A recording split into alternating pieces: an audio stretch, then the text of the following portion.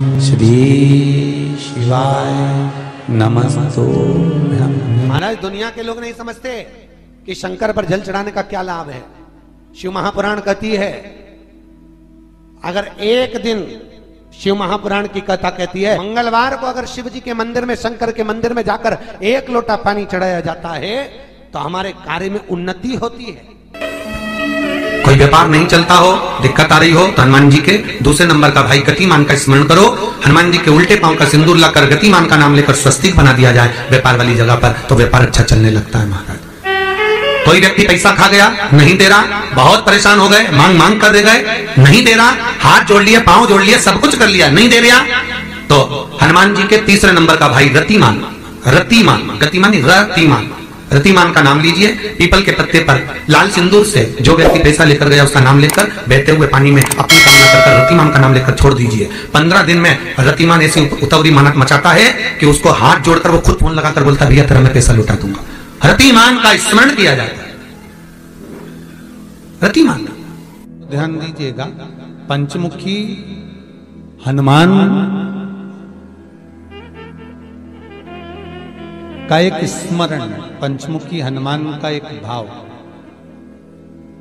महाराज, जैसे बहुत ज्यादा तकलीफ अगर व्यक्ति को हो गई है, बहुत कष्टमय जीवन चल रहा है, हार गए हर जगह से और तकलीफमय जीवन चल रहा है, तो पंचमुखी हनुमान का एक शिव महापुराण का और स्कंद पुराण का एक बड़ा सुंदर मंत्र है। उस मंत्र को आप सब एक बार हमारे साथ में बोलें। ओम नमो हनुमते रुद्र अवताराय सर्व शत्रु संहारणाय सर्व रोग हराय सर्व वशीकरणाय रामदूताय स्वाहा। बस इस मंत्र को हाथ में काली तिल लेकर, एक जौ लेकर और गूगल लेकर, थोड़ा सा उसमें गाय का घी डालकर, कंडे को या अग्नि को जलाकर इस मंत्र का 11 बार 21 बार जाप कर कर अपनी कामना कर कर छोड़ दीजिए। कैसा भी रोग हो, बीमारी हो, कष्ट हो, दुख हो, तकलीफ हो, 21 दिन के अंदर वो आनंद आना प्रारंभ कर देता है। इस मंत्र, स्कंद पुराण का, शिव महापुराण का ये मंत्र मूल पंचमुखी हनुमान सुख देंगे। और एक और चीज याद रखिए महाराज, यदि कोई काम के लिए जा रहे हो, कोई व्यापार के लिए जा रहे हो या नौकरी करने के लिए जा रहे हो और लगी नहीं रही, बहुत तकलीफ पा रहे हो, सर्विस ही नहीं लग रही, बहुत कष्टमय हो गया, तो निवेदन करूंगा 5 पीपल के पत्ते पर बेसन के 5 लड्डू घर में बने हुए, गाय के घी के 5 लड्डू रख लो। उस लड्डू के बीचों बीच एक आटे का दिया और उसमें तिल्ली का तेल डालकर इसी मंत्र का प्रयोग कर कर पंचमुखी हनुमान का किसी भी हनुमान के मंदिर में जाकर, दक्षिण मुखी हनुमान के मंदिर में जाकर उसको रख कर आ जाइए। इसके बाद आप उस काम के लिए जाइए, आपका काम सफल हो जाएगा। आपको किसी को नहीं कहना पड़ेगा कि हाथ जोड़ना नहीं पड़ेगा, किसी के पांव नहीं पड़ना पड़ेंगे, तुरंत काम होगा। बस इस मंत्र का स्मरण कर कर पंचमुखी हनुमान का भूतेश्वर जो मंत्र है वो सुख देने वाला। जितने भी ग्रह हैं, चाहे राहु हो, केतु हो, मंगल हो, शनि हो, बुध हो, भौम हो, सूर्य हो, ये सारे जो ग्रह हैं ये शंकर भगवान के शिवलिंग के पास में विराजमान है। शिवलिंग के पास में विराजमान। कभी मौका मिल जाए, विवाह शादी में देरी हो रही हो, या कोई नया कार्य चालू कर रहे हो उसमें देरी हो रही हो, या कोई सर्विस के लिए, नौकरी के लिए जा रहे हो और वो कार्य नहीं हो रहा हो, तो एक धतूरा, केवल एक धतूरा, उस धतूरे को फोड़कर उसके अंदर का फल निकालकर उस फल को शिवलिंग पर चढ़ाकर 1 लोटा जल शंकर भगवान को समर्पित कर कर।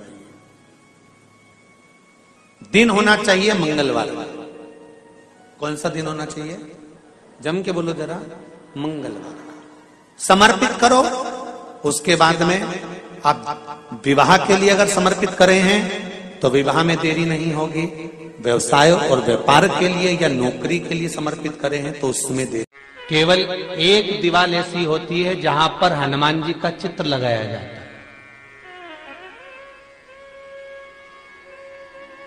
चाहे तुम पर्वत उठाने वाला चित्र लगाओ हनुमान जी का, चाहे बैठे हुए लगाओ, चाहे रामायण पढ़ने वाला लगाओ, चाहे लंका दहन करने वाला लगाओ, चाहे राम नाम जपने वाला लगाओ, चाहे लक्ष्मण को संजीवनी देने वाला लगाओ, चाहे मौन मुद्रा में लगा दो, चाहे स्तुति में लगा दो, चाहे भजन में लगा दो। हनुमान जी का कोई भी चित्र लगता है तो ना पूरब में लगेगा, ना पश्चिम में लगेगा, ना दक्षिण में लगेगा। हनुमान जी का अगर चित्र लगता है तो उत्तर की दीवार में दक्षिण को देखते हुए लगता है, केवल एक ही स्थान।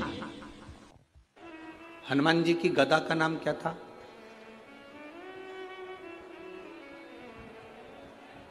जल्दी बोलो, जल्दी, सब मिलकर बोलो जल्दी से। भाई अपन कहते हैं कि राम जी के हाथ में धनुष था, अर्जुन के हाथ में धनुष था, परशुराम जी के हाथ में फरसा था, सब शस्त्र का नाम है। तो हनुमान जी के हाथ में जो गदा थी उसका नाम क्या था? उस गदा में ऐसा क्या था जो हनुमान जी के हाथ में थी? हनुमान जी के हाथ में जो गदा थी उस गदा का नाम क्या था? उसका नाम था कुमोदकी। कौन सी गदा थी वो? जम के बोलो जरा, सबको याद होना चाहिए। कभी कोई प्रश्न करे तो आपके जीवन में वो उत्तर आपके सामने हो। कुमोदकी उस गदा का नाम था जो हनुमान जी के हाथ में थी। हनुमान जी गोवर्धन नाथ जी को उठाकर ला रहे थे कालिंदी गिरी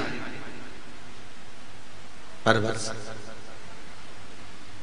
अब गिरिराज जी को लेकर आए और बीच रास्ते में जतिपुरा में मथुरा के पास में उनको छोड़ दिया। गोवर्धन नाथ जी को क्रोध आ गया। गिरिराज बाबा बोले, वाह रे हनुमान वाह, तू मुझे छोड़कर राम के पास जा रहा है? तेरी मंजिल तो राम है, तो मेरी भी तो मंजिल राम थी, तू मुझे छोड़कर जा रहा है। हनुमान, आज तूने मुझे बीच मझधार में छोड़ा है, अगर मुझे राम नहीं मिले तो मैं तुझे श्राप दे दूंगा कि तेरी सेवा करने वाला हनुमान वो बीच मझधार में रह जाए। हनुमान बोले, चुप रहे, रुक जाए जरा, जरा शांति रखो, मेरे को जरा जाकर देखने तो दो, बात तो करने दो, बात क्या है, क्या हो गया ऐसा? हनुमान जी महाराज तुरंत पहुंचे और श्री हनुमान जी महाराज ने जाकर उसी पल उसी क्षण राम जी से कहा, प्रभु आपने सेतु बनाने के लिए पत्थर लेकर आ रहे थे, हम गोवर्धन पर्वत को लेकर आ रहे थे, सारे पत्थर वहीं की वहीं फेंक कर आ गए। गोवर्धन नाथ जी को क्रोध आ गया, उन्होंने मेरे को श्राप देने की आतुरता रख दी। भगवान राम ने कहा, जाकर गोवर्धन नाथ जी से कहो कि तुम्हें मिलन की इतनी आशा है, चिंता मत करो, अभी तुम मेरे पास आ रहे थे और द्वापर में स्वयं राम तुम्हारे पास मिलने के लिए आए, स्वयं राम आए, तुम क्यों चिंता करते हो? स्वयं मैं खुद पहुंचूंगा। कितने भाई हैं गोवर्धन जी? गिरिराज पर्वत कितने भाई हैं? 3 भाई। कितने भाई हैं गोवर्धन नाथ? 3। पहला द्रोणार्थ, क्या नाम था? द्रोणार्थ। दूसरा कांतानाथ, तीसरे नंबर का गोवर्धन। 3 पर्वत हैं द्रोणागिरी के। द्रोणागिरी राजा के 3 बेटे हुए थे। एक बार माता पार्वती जी ने काशी में बैठकर भगवान शंकर की आराधना करी तो भगवान शिव ने कहा, मांग पार्वती तुझे क्या चाहिए? पार्वती ने कहा, महाराज मुझे तप करने के लिए कोई पर्वत ला कर दे दीजिए। शंकर भगवान गए, द्रोणागिरी से कहा, तेरा बड़ा बेटा मुझको दे दे। शंकर भगवान को द्रोणागिरी ने अपना बड़ा बेटा द्रोणार्थ दे दिया। तो काशी जो बसी हुई है वो द्रोणार्थ पर्वत पर बसी हुई है। कौन से पर्वत पर है? द्रोणार्थ, क्योंकि वहां पर बैठकर माता पार्वती ने द्रोणार्थ पर तप करा। अब जब राम जी के विश्राम करने का समय आया, त्रेता युग आया, ये तो सब सतयुग के आगे की बात हो गई। अब त्रेता जब युग आया तो राम जी के विश्राम की जब बात आई तो श्री हनुमान जी महाराज ने सोचा, मेरे प्रभु यहां से निकल कर जाएंगे, मां उनको जब वन भेजेगी तब उनका विश्राम कहां होगा, ज्यादा से ज्यादा समय परमात्मा कहां निकालेंगे। तो उन्होंने जाकर द्रोणागिरी से निवेदन करा और द्रोणागिरी से निवेदन कर कर उनके बड़े बेटे, मंझले बेटे कांतानाथ को लेकर आ गए, चित्रकूट में रख दिया। कहां रखे हैं? चित्रकूट। पहला कहां पर है? काशी। दूसरा कहां पर है? चित्रकूट और तीसरे श्री पुलस्त ऋषि आ गए। पुलस्त ऋषि ने कहा द्रोणागिरी मुझे तप करना है, तप करने के लिए तुम्हारा छोटा बेटा दे दीजिए। अब छोटा बेटा प्रिय बहुत था भाई, माता पिता का प्रिय था, अब करे तो करे क्या, बड़ा बाप को प्रिय, छोटा मां को प्रिय, बड़ी आफत। अब दें तो दे कैसे, छोटा बेटा दे दीजिए। द्रोणागिरी ने कहा प्रभु हम देने को तो तैयार है, पर ये जाना नहीं चाहता। गोवर्धन नाथ जी से कहा तुम चलो। गोवर्धन नाथ जी ने मना करा, मैं अपने माता पिता को छोड़कर नहीं जाऊंगा। नहीं जाओगे हम तुम्हें लेकर चलेंगे। द्रोणागिरी ने जब तुरंत सुना तो कह दिया गोवर्धन तुम चले जाओ। तो गोवर्धन नाथ जी जाने लगे तो कहा पुलस्त ऋषि तुम मुझे लेकर जा रहे हो, पर अगर तुमने मुझको नीचे रख दिया तो मैं दूसरी बार उठूंगा नहीं, याद रखना, ठीक है। पुलस्त ऋषि ने कहा तेरे में इतना दम है जो तुम मेरे हाथ से नहीं उठेगा, देखता हूं। पुलस्त ऋषि लेकर चले। लघु शंका लगने पर पुलस्त ऋषि ने जतिपुरा में रख दिया, पर्वत नहीं उठा। पुलस्त ऋषि ने श्राप दे दिया तो तिल तिल घटेगा। वो गोवर्धन पर्वत आज भी तिल तिल प्रतिदिन का घटता जा रहा है। तो पहला कहां पर है?